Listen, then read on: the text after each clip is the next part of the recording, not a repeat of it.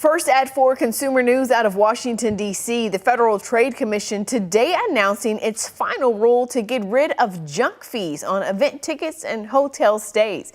Joining me now to talk more about this is Douglas Farrer, Director of the Office of Public Affairs for the FTC. Thank you for taking some time out to chat with us. My pleasure, Ashley. You know, the FTC has called these junk fees deceptive and harmful. For people not familiar with the term, what exactly is a junk fee and why is banning them such a priority? So if you're not familiar with the term, I bet you're familiar with the experience of going to a hotel, checking in, they're telling you a rate, and then when you go to check out, there's a convenience fee, a towel fee, a resort fee. Or for those people out there who are friends with Taylor Swift fans, who went to go buy tickets from Ticketmaster to the tour, they might be paying huge amounts of money in addition to what they thought they were going to pay when they bought the tickets in junk fees. And, you know, this is such an irritant, but it also helps Americans shop and do a better job of keeping prices low when Americans can comparison shop accurately when they know the total price of something up front.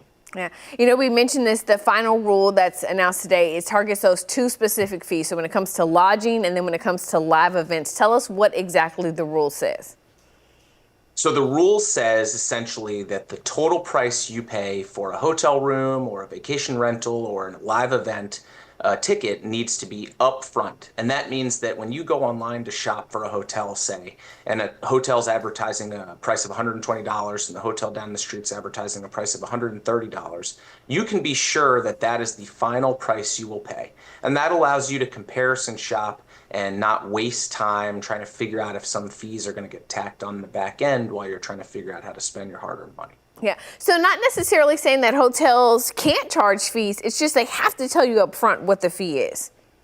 That's right. It's an upfront total price, but we do estimate this will save Americans 53 million hours per year of time wasted shopping without knowing the total price up front, and also $11 billion over the next decade.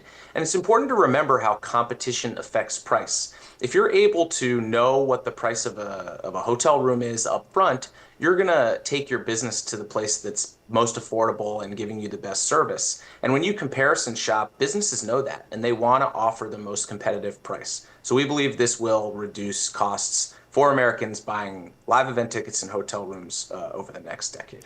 You know, there was bipartisan support for this rule, but not everyone is on board. The U.S. Chamber of Commerce opposed the rule, saying that it micromanages business pricing structures. Are you at all concerned that this may negatively impact businesses? Well, the Chamber of Commerce complains about just about everything we do, but I think anybody who's ever bought a concert ticket or anybody who's ever paid for a hotel room has experienced this irritant, this sort of where did this fee come from, and busts your budget a little bit. And you know what? We want to make a fair and level playing field so businesses big and small can compete against each other, and may the best business win. And that's what we're planning to do with this rule. I would imagine there's a lot of people hearing us talking about this and they're excited and they're like, okay, this sounds great, but it's not in effect just yet, right? It goes into effect 120 days after it's published in the Federal Register. When do you expect that to happen? It should happen any day now, and we anticipate this rule will go into effect in about April of next year. Okay, but April of next year, we'll have a new president, a new administration. Is there any chance that this rule would not go into effect or that having a new president come in could impact it?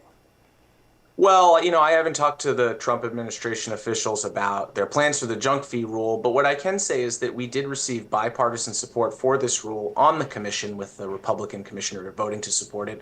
And there's also a bipartisan bill in Congress with Republicans and Democrats standing behind it to do virtually the same thing. And, you know, this is the kind of common sense thing that people just want to see government deliver for them. And the FTC has been delivering for them under Chair Khan for the last 4 years. And so we hope that will continue. Okay. Douglas Farrer with the FTC, we thank you for taking some time to talk with us today. My pleasure, Ashley. Thank you so much. Well, President Joe Biden is praising the rule, releasing a statement that reads in part, quote, "I've always put families and hardworking Americans first. That's why I called on my administration to do everything we can to lower costs." He goes on to say, "Today's announcement built on work across my administration to ban junk fees and lower costs, saving many families hundreds of dollars each year."